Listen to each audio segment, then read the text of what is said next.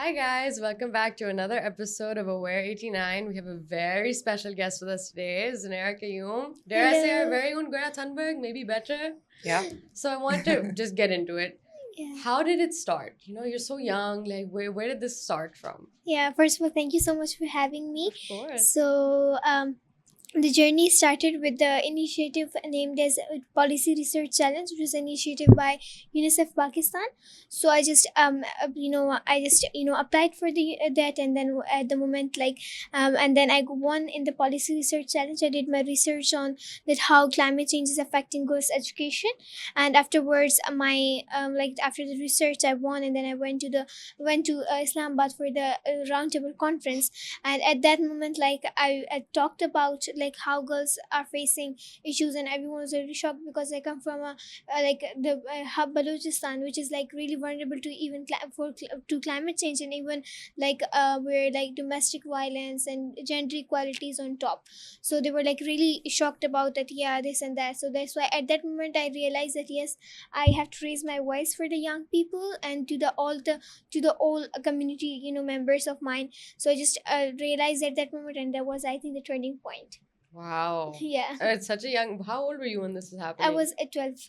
Yeah, I was Now, 2023. I don't know about you, Sophie, but when I was 12, I was not doing I this was when not I was doing 12. anything like that. That's incredible. Thank you. That is incredible. So the 2020 floods were a turning point, weren't they? And yes. In Hub especially. Yeah. How did they affect your life Yeah. or your community in Hub? The roads were washed away, the schools, they were washed away, the roads were like as if they're rivers, and we had a lot of like the water was in our homes, and the schools never reopened after that. There were many schools that never reopened, and due to this many girls led to child marriage and domestic violence, and yeah, many other factors were there because of the floods. Yeah, it's incredible to see like a chain, right? Like it's Yeah. climate change, the 2022 floods happened, and then the world doesn't really talk about how Pakistan gets affected by climate change. I mean, our pollution output is not nearly as high as other countries. Yeah. Especially also how young people get affected and how young Yeah. girls also get affected. Like I actually didn't know that that the floods pushed a lot of girls into early child marriages. And you don't think about these Yeah. things, but you're right, there is like a huge domino effect.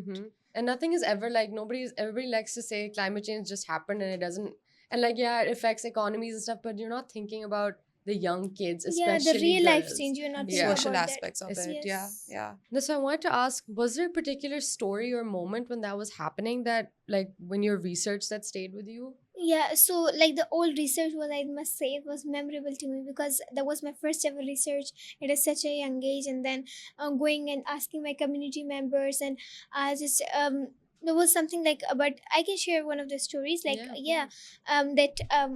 just went to a girl. She was maybe if she was like in two class, but she was in 15. She was 15 years old, but she was just in two class because no one let her to get education. But later, then like she convinced her parents and this and that. She was like, okay, then her parents said, okay, you can go to the school which is near to our home. So she went there, but after some months, due to the floods, the school washed away, and then like that never reopened because the whole infrastructure was like not Was gone. resilient. Yeah, it was gone. So then like it never reopened, and then she wasn't able to get education when there were government schools over there, but they were really far. So there was like a village type home, village type area named Sakran. So it was there. So there was something like I realized that yes, look how like then she was maybe then she was told to that she will be get married and this and that, and that she was also doing her work, and her mother used to go. So her brother, he went to school, his father used to send him to the government school, which was very far, but she wasn't allowed to go to, and she was told to be with her sisters to take care of them. So there's something like Yeah, that's really common, Yeah, isn't yeah. it? It's It pretty is. much the story of everyone. Yeah. Which is really disappointing, Yeah. isn't it? So you attended COP in Azerbaijan. Can you tell us about that experience? How was it for you? Who did you meet? Yeah, I met many people over there, Yeah. and COP29 was an amazing experience for me. It was a new country, new experience, new people, and yeah, everything was new over there. And I met many the government officials, and also it was something like it was a room, and I was like everyone was like there were politicians over there, there were scientists over there were climate activists over there were advocates over there were many people over there, and like people from UN, UNICEF, and all the organizations over there. And I was the only one, like the small one, like but never felt small over there because I thought that I'm the young, although I'm the youngest, but I'm the voice for the millions of the children over there in Pakistan, Mm. in Balochistan. So I never felt small, but I felt very responsible at that moment. Yeah, Yeah, exactly. you were yeah. representing Yeah. Pakistan. Yeah, It was yeah. amazing. Yeah. Standing among those global leaders, Yeah. it can be anxiety inducing, right? What message did you want them to hear about girls in Balochistan? uh, as I told, they like we matter, our voice matters, and we need to be heard, and we need more than just promises, empty promises. We need action. We demand action. Like the action is something like we just not to be heard. If we are giving a speech, not just you have to listen it, but you have to work on that. Like the government must be in like if we are doing something, the government also help us with that, and yeah, we can. So that's why we can make a brighter future for Pakistan. Mm. So that's one. Did you feel heard though? Like how you're saying you don't want empty promises. Yes, I Do you did. feel like they were receptive towards you instead of just, agreeing with the speech? Everybody can agree with the speech, Yeah. right? So there was I went there. So there was an interview. I won't show the like tell the name who was Sure, that. no Yeah, worries. there was someone from Pakistan. He told me that we would be in the news. He just told we would be doing this to Zunaira, and we would be helping her. And I never saw them again. Fair, Yeah, so yeah. that's something like it hurts very a lot. Like Yeah. why are you just showing this to on camera? Just do something. Hmm. But no. Yeah, it's the challenge, isn't it? Is that activism is like it's very easy to voice what's happening, Yeah. but then action is very hard to come Hard. by. Yeah. Yeah. And then you often talk about that, like, let's continue on that link between climate change and girls' education because it's something that isn't shined on enough. Mhm. Why do you think girls are especially vulnerable when disasters strike? Like any kind of disaster. Why Yeah. is it always girls who have to suffer? Look, like I said before, told like they in our community, girls are not educated, so they're not even allowed to get education. They're not even allowed to go outside their homes, especially in the Baloch families and Pashtuns and all. So like Balstan is a place which is full of like diversity of of all cultures, and all the cultures who don't let their girls, they're not feminism, like all the things. So what happened is like if the they when they're led to get education, for example, I gave the example of that girl. When they're led to go to that, there are barriers for them. But when the if disasters hit, when the climate change hits them, then they become walls for them. The barrier change into walls. So that is something like I feel that girls are most vulnerable to that. If we talk about child, so they're also, because okay, floods, okay, there are floods, they have destroyed infrastructure, they have done this and that, but after the flood, see what happens. The waterborne diseases, Yes. all right, because of the waterborne diseases, like many people even are died, they've lost their lives if they were children, all right. And if we talk about women, like the pregnant women, so they're like they're like vulnerable to climate change. This only not affects them, but that also that children who the child that is even not come to this world till now, that is also being affected by climate Yeah. change. There's something that because of the people who have been to this, like if today, if on that day, like the people were not using plastics, if the people were not burning fossil fuels, today we won't see that things. So we are working that our upcoming generations should not face this thing. So, yeah. 100%. And it's Yeah. unfortunate that that responsibility falls to someone as young as yourself. Yeah. Mm. Yes. It is truly inspiring how you decided to help like everybody's even older than you who hasn't done anything yet. You're only not just helping future generations, you're helping your peers and your seniors who are here right Yeah. now also. Yeah. It's So I truly wanna inspiring. ask you. I think we all agree that girls need to stay in education. Girls Mhm. need to go to school. What needs to change? How can we make that happen?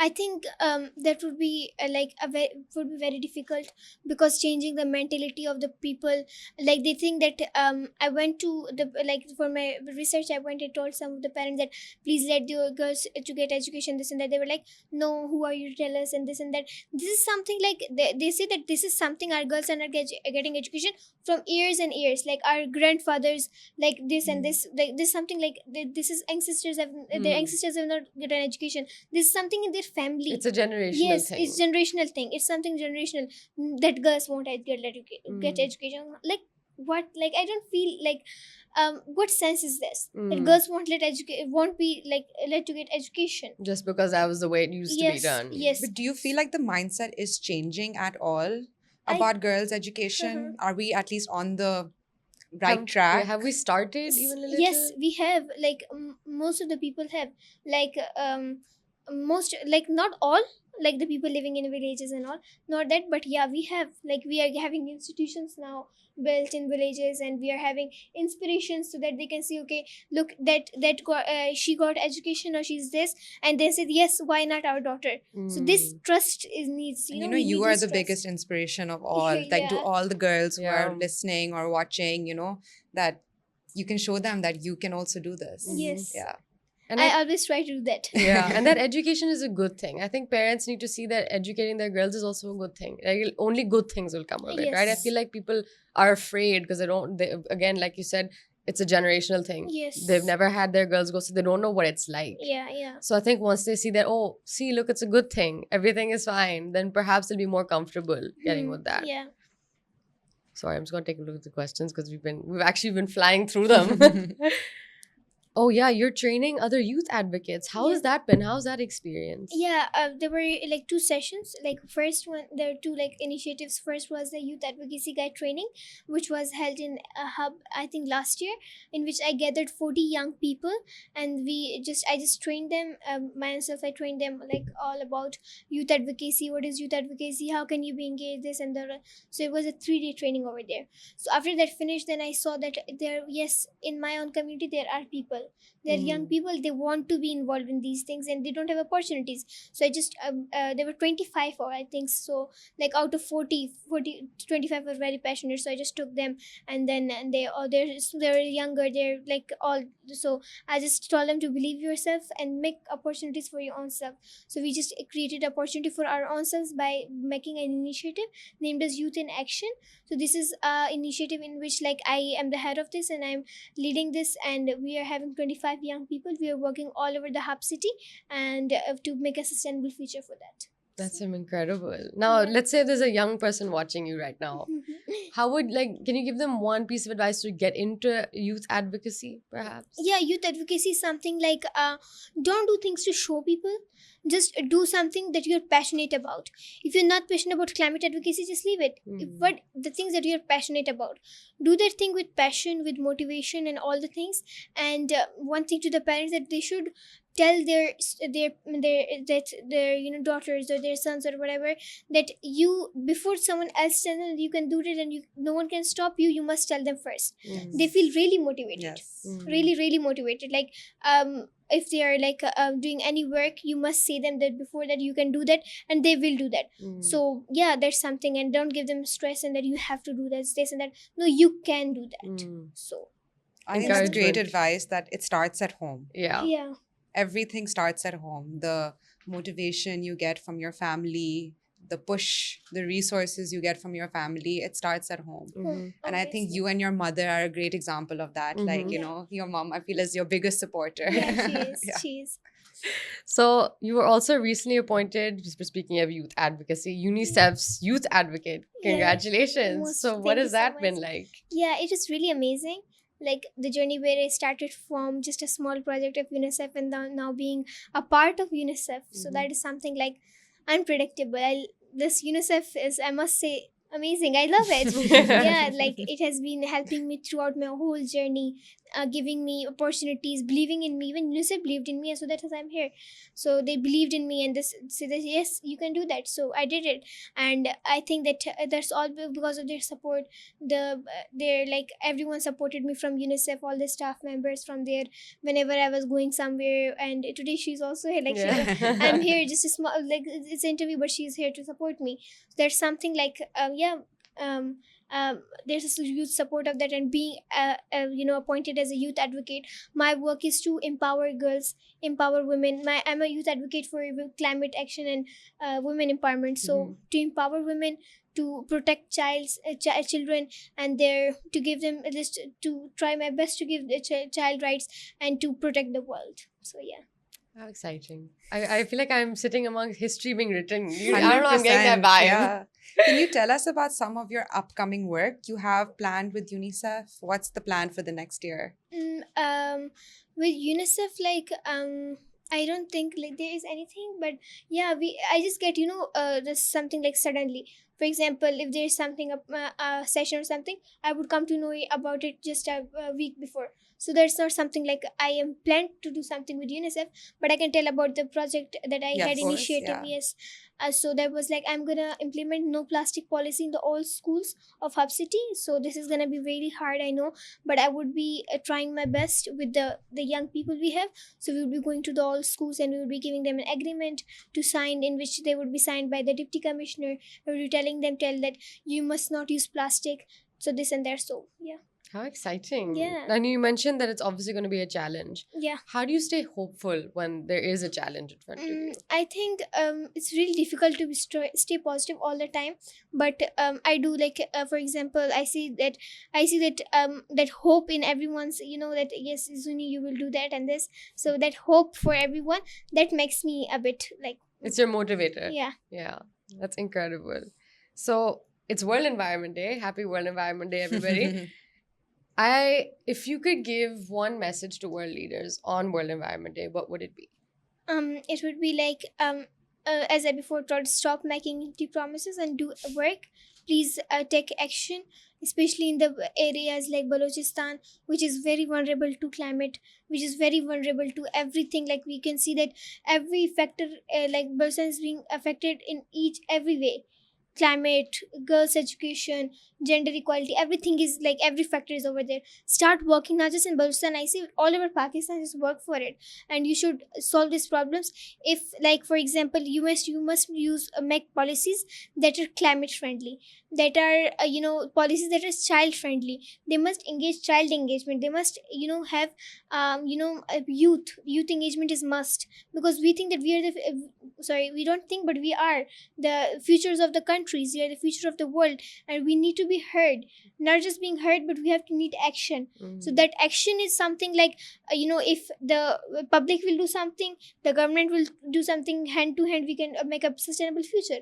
But here what happens is, if a government makes policies after so many of applications and this and that, if they make a if they make a policy, our people will not implement it. If we say no plastic, they say no, we will use plastic. There's something like we must go hand to hand. So while we're on the topic of future, what is your dream for the future for yourself and for Pakistan? Yes, so I dream very big. So I want to be the As you should. Yeah, I want to be the Secretary General of United Nations. Very big dream. You all have I heard it see, here yeah. first. In like what, 20 years? I would when say you yeah, are. 20 years. You are here. heard it first on City FM 89. Yeah. So yeah, and for the country and for my province and all, so Yeah. that is being a sustainability, climate resilience is my dream for that. Amazing. So we wanted to ask you a few personal questions also. Sure. Is there a book or like a quote that inspires you? Mm, And it's totally fine if you don't have one. You're doing such Yeah. incredible work anyway. I think the inspiration is all around you. Yeah. So maybe I read a lot of books, so they all are like inspiration to me. Especially I must say, I don't remember anything like any book, but like I love reading books, but from there, like I don't remember any quotation.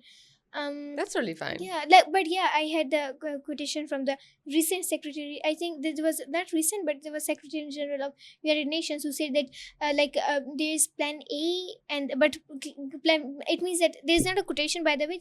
I'm just imagining it. Paraphrasing. Yeah, so it's something like it says that you have Plan A and B for everything, but planet is not plan like it. It It's not a doesn't have Plan B. So that's something I'm really Yes. motivated of. No, 100%. That's a great one. Yeah, that's a very good one. Yeah. We can't have a backup plan. We only get one planet, right? We got any plan. And Yeah. I told my classmates about this, and they're like, we can go to Mars. So it's something Yeah, but like we haven't even figured out how to go back to the moon, let alone Yeah. Mars. But yeah. And I guess are you into music at all? Or do you not have time? I totally understand if you no, don't like have time. a bit, but no, I'm not. Fair at all. enough. You're doing far more important work. Yeah. So where can our listeners follow your journey? They can follow my journey by like, for example, getting being updated, for example, following me on social media sites, and then you can just get maybe we have opportunities for you for our youth in action Mhm. group. We have opportunities 100%. for that. So yeah, you can just be updated from there, and you can start from a small project with your parents and with anyone you can do that. So yeah, just stay updated. Amazing. So Yeah. that you heard it straight from the source. It all Yeah. starts at home, and we will have your social media tags down below. Yeah, sure. You can follow Zunaira on her journey. Yeah, sure. Thank you so much. Most Thank you welcome. so Thank you so much. much It for was having great me. speaking with It you. was a lovely, Yeah. lovely interview. So, guys, that was our episode of Aware 89. We hope you enjoyed it. Remember to like, follow, and subscribe to CFM 89.